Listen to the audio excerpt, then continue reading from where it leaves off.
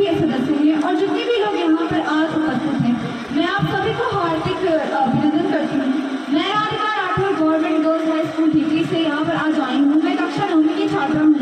तो मैं आज यहाँ आप सबके समक्ष विकसित भारत संकल्प यात्रा पर अपने विचार रखना चाहती हूँ और मुझे आशा है कि आप सब मुझे ध्यानपूर्वक सुनेंगे। अगर मुझे कोई भी गलती हो जाए तो मुझे क्षमा कर दीजिएगा। अपनी छोटी बहन बेटी समझ कर मुझे क्षमा कर दीजिएगा। तो सबसे पहले मैं जाना चाहूँगी खाद्य पदार्थ पर।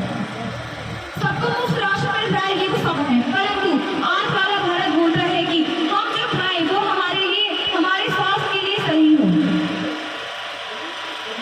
ये पेट भर खाना तो कोई अब लक्ष्य नहीं, परंतु लक्ष्य ये है कि हमारे पेट के अंदर जो जाए वो हमको स्वस्थ रखे, हमारी आयु बढ़ाए। इसलिए भारत के अंदर एक कार्यक्रम भी चलाया गया था जो ये साल है 2023, ये मिलेट्स को समर्पित किया गया था। मिलेट्स मतलब मोटा अनाज, जिसको हम मोटा अनाज कहते हैं हिंदी में। कुछ मिलेट्स हमारे यहाँ भी उगाए जाते हैं, जैसे कोना है, संबल है, जो हमारा ट्रेडिशनल खाना है हम उसको भूल गए थे। परंतु हमारे मोदी जी ने ये कहा कि हम अपने ये जो खाना खा रही है हमारे लिए सेहतमंद तो है, परंतु जो हमारा पुराना खाना है वो इससे भी सेहतमंद है, उसमें बहुत सारे पोषण है जो इस खाने में हमें नहीं मिलेंगे। यूनाइटेड नेशन द्वारा मिलेट्स को भारत के कहने पर डेडिकेट किया और इसका मतलब ये है कि हमारी खेती अब मिलेट्स पर आ जाएगी, क्योंकि इनमें बहुत सारे पोषण होते हैं और इसमें हमारा स्वास्थ्य ठीक रहेगा। तो कहने का अर्थ ये है कि सरकार इस पर काम कर रही है कि अब पेट भर खाना नहीं, परंतु पेट भर में पौष्टिक आहार जाए वह जरूरी है।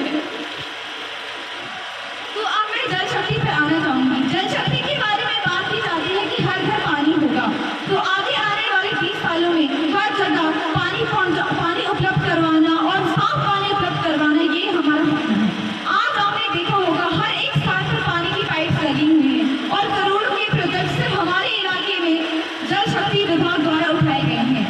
और आगे आने वाले वर्षों में ये लक्ष्य लिया गया है कि ये हमारा जो प्रोजेक्ट होगा इसमें सिर्फ साफ पानी ही नहीं, इसमें साफ पानी पीने को मिले, स्वच्छ पानी जो हमको बीमार ना करे। अब मैं बिजली विभाग पर आना चाहूँगी, बात करना चाहूँगी। अगर जब हम फोर्ट का नाम लें, खंडोल का नाम लें, तो वहाँ पर अगर हम सोचें वहाँ पर बिजली पहुँचेगी तो हम सोचेंगे नहीं पहुँचेगी, परंतु हमारी सरकार ने इस काम को भी कर दिखाया। आज आप अगर जाएंगे वहाँ देखेंगे तो वहाँ पर बिजली की पोल तारें लग गई हैं। मैं ये बताना चाहूँगी कि भारत आज अगर आप देखेंगे सिर्फ जिला किश्तवाड़ में नहीं, परंतु जिला किश्तवाड़ में ही कितने प्रोजेक्ट्स लाए जा रहे हैं। जो शॉर्टेज आपको जो शॉर्टेज उसको पूरा करना है, ताकि भविष्य की मांगों को देखते हुए कई प्रोजेक्ट्स हमारी किश्तवाड़ में भी लॉन्च किए गए। उसी तरीके से भारतवर्ष में भी कई प्रोजेक्ट्स लॉन्च किए जिससे भविष्य में हमें बिजली की कभी समस्या न हो। अब मैं हमारी शिक्षा पर आना चाहूँगी। दुनिया की पहली किताब हमने लिखी, दुनिया का पहला अर्थमेटिक्स हमारे यहाँ बना, दुनिया का पहला दशक हमारे यहाँ लिखा गया। परंतु ऐसा क्यों है कि आज हम विश्व में एजुकेशन की कतार में पीछे खड़े हैं? क्योंकि अंग्रेजों ने एक ऐसी शिक्षा प्रणाली भारत में के अंदर पैदा की जिसमें उन्हें गुलाम चाहिए थे, नौकर चाहिए, अपने ऑफिस के लिए क्लर्क चाहिए। तो उसी प्रणाली को बदलने के लिए नेशनल एजुकेशन पॉलिसी 2020 लॉन्च की गई, जिसमें भारत के सारे भविष्य के आने वाले बच्चों उनके पास कौशल भी हो और कुशल भी। इसीलिए वोकेशनल सेंटर्स खोले गए। हर एक एजुकेशनल इंस्टीट्यूशन में कक्षा 6 के बाद हर एक बच्चे को स्किल सिखाई जाएंगी। उसके लिए करोड़ों का बजट रखा गया है और जिसे आने वाले भविष्य में भारत की दिशा और दशा दोनों ही बदल जाए।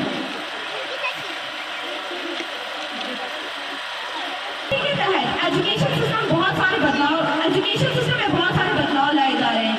बहुत सारी एक्टिविटीज जो चाइल्ड सेंटर और बच्चों को मद्देनजर रखते हुए बनाई गई हैं, जिनमें बहुत सारी कॉम्पिटिशन प्रतियोगिताएं हमारे डिस्ट्रिक्ट लेवल पे, स्टेट लेवल पे हो रही हैं। तो एजुकेशन सेक्टर में भी बहुत सारे बदलाव हो रहे हैं। इसके बाद मैं अपनी इंडियन इकोनॉमी पर आना चाहूँगी, परंतु उससे पहले मैं आपको ये बता दूँ कि जो हमारा देश है, हमारा भारत है, वो मोबाइल मैन्युफैक्चरिंग में पहली कंट्री है।